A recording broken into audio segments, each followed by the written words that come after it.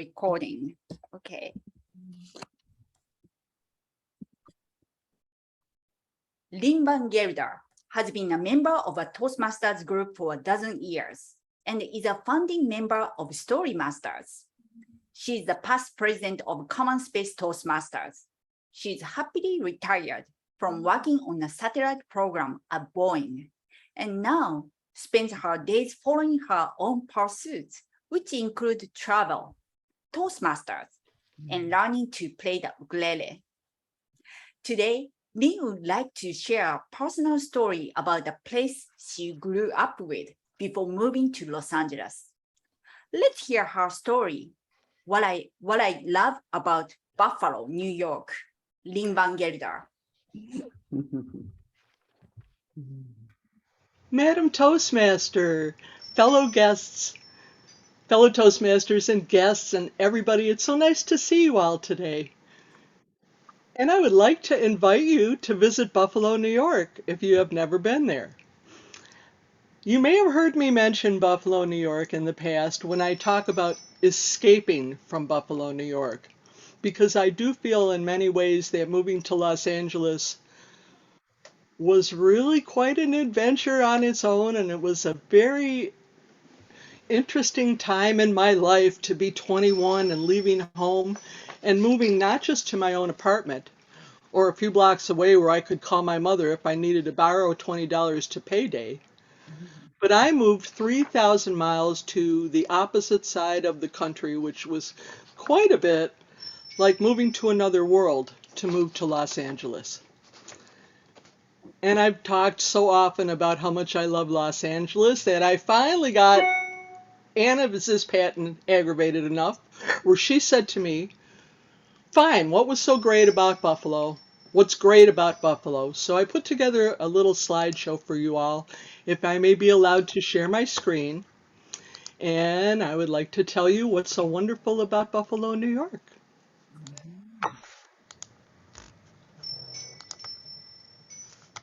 Ladies and gentlemen, you may not know that Buffalo is actually east of Canada, if you look at a map.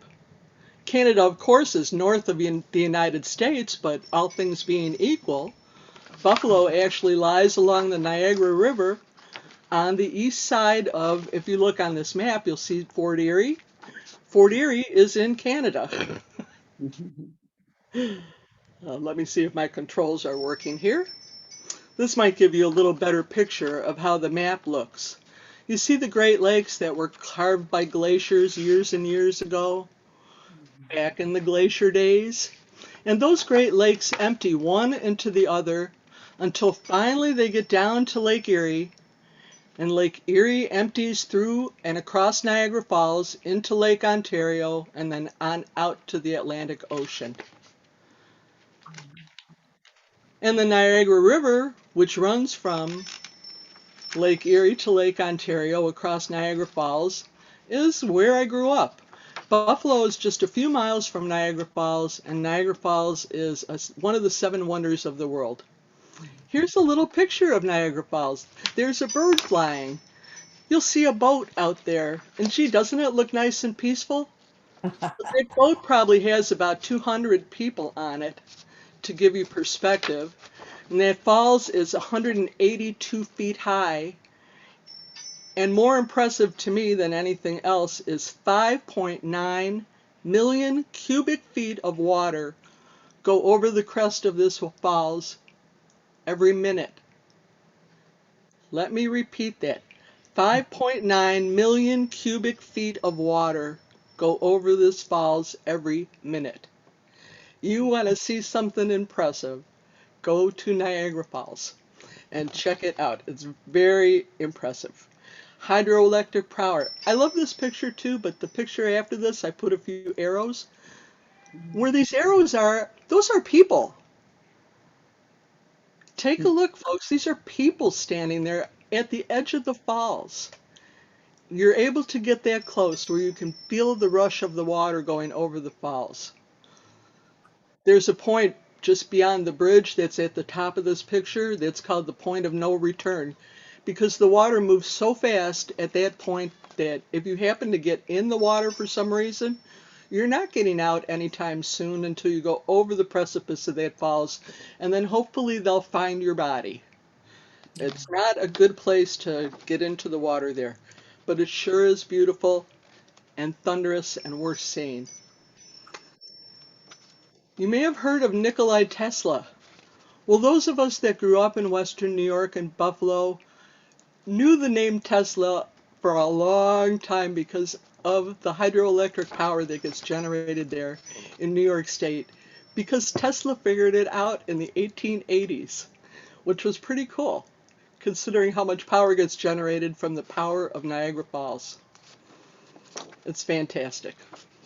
What else do I love about Buffalo? Well, there's beautiful homes and neighborhoods all over the city with beautiful architecture. And for those of us that live in Los Angeles with our fully distorted sense of prices of things, you can get a home like the one in this picture for maybe $150,000 or $200,000. And they're all over the city. And the fact that Buffalo and Western New York has a western-facing coastline along the Lake Erie shoreline, there's over 500 miles of western-facing coastline there if you want to have a lakefront home with a sunset view and with the sun setting in the right direction. It's a good thing. When I was a kid growing up, the world-famous Albright Knox Art Gallery was walking distance from my home, and I spent a lot of time there. Frank Lloyd Wright designed the Martin House, and that is a museum that's easily accessible to people that live in Western New York, and it's been restored completely. The Wilcox Mansion. We had a lot of history in Western New York. This is the place where President Roosevelt, Teddy Roosevelt, was inaugurated in 1901. And Buffalo is loaded with history of things like that. The now defunct Henry Hotel. Does this building look frightening? It was the home of the Psychiatric Institute for many years, and it's rumored to be haunted. We'll never know. But it was fun. Buffalo has a world-class university, State University of New York at Buffalo. Anchor Bar is famous because everyone, I think everywhere, has heard of buffalo wings at this point in time. Of course, in Buffalo, we just called them chicken wings. But everywhere else, they are buffalo wings, made famous by Anchor Bar. This was our favorite place, though, Santacero's. And notice, right in the very middle of the screen where you can get sauce to go, you can get a homemade marinara sauce that's been cooking on Mama Santacero's stovetop for about 12 or 15 hours for just a few dollars and go home and make your own pasta. And we did that many times because this was my mother's favorite restaurant. I would be remiss if I didn't mention the loser Buffalo Bills, because if you live in Buffalo, you are a Buffalo Bills fan. The fans in Buffalo actually call themselves the Bills Mafia. And they're everywhere. There's even a Bills Mafia that meets here in Santa Monica. As much as we would like to love other teams, somehow we can't get ourselves away from the Buffalo Bills. And my personal reasons for loving Buffalo, my family. I would invite you to see why I left Buffalo. If I can stop this video and switch screens here. Oh, and just let me end with this. When I told my husband Anna challenged me to write this speech, he stopped and said, "Did you tell her your favorite thing is that you're not there?" I had to really laugh about that because he knows me so well. Let me see if I can switch screens.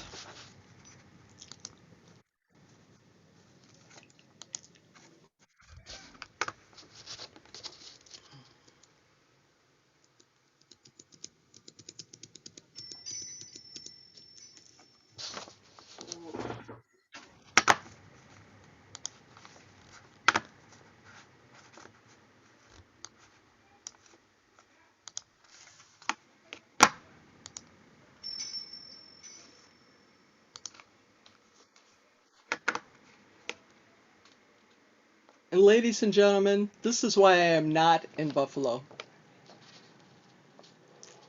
May I say as this gets started, my husband was actually returning from North Carolina to New York when this storm got started, and he was on one of these roads that was closed.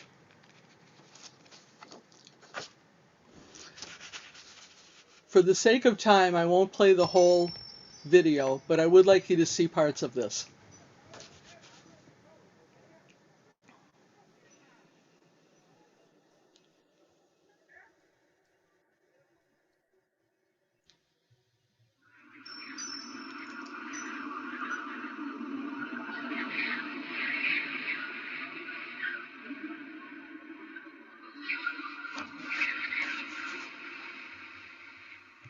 A major blizzard is raging across the lower Great Lakes with winds of up to 75 miles an hour blowing snow and reducing visibility to near zeros. The combined effect of the Arctic temperatures and the strong winds produced wind chill factors between 40 and 60 degrees below zero across the region.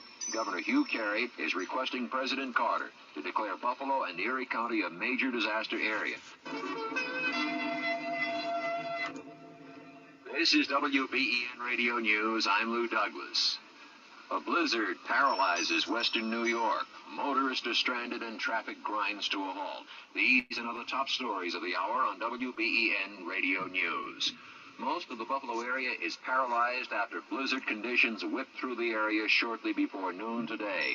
Strong winds are continuing to whip up blizzard conditions, and blowing and drifting snow has produced numerous whiteouts. Traffic has ground to a halt. Numerous traffic accidents are reported all over western New York, and hundreds of motorists have abandoned their automobiles to search for emergency shelter. All Erie County roads are heavily drifted and impassable. Niagara County reports the entire county has been declared in a state of snow emergency. All roads are closed to vehicular traffic except for emergency vehicles. States of emergency have been declared in West Seneca, Hamburg, Eden, and Amherst, and the town of Lancaster for the second day in a row. Niagara, Cattaraugus, and Chautauqua County are also hard hit. Plowing operations on state roads in these areas have been suspended. If you are already on the Niagara section of the thruway, stay in your car. State troopers and other law officers are attempting to rescue you, and they will. There are some injured motorists. They're going to help them first. All I can tell you is if you are stranded in your car, remain calm.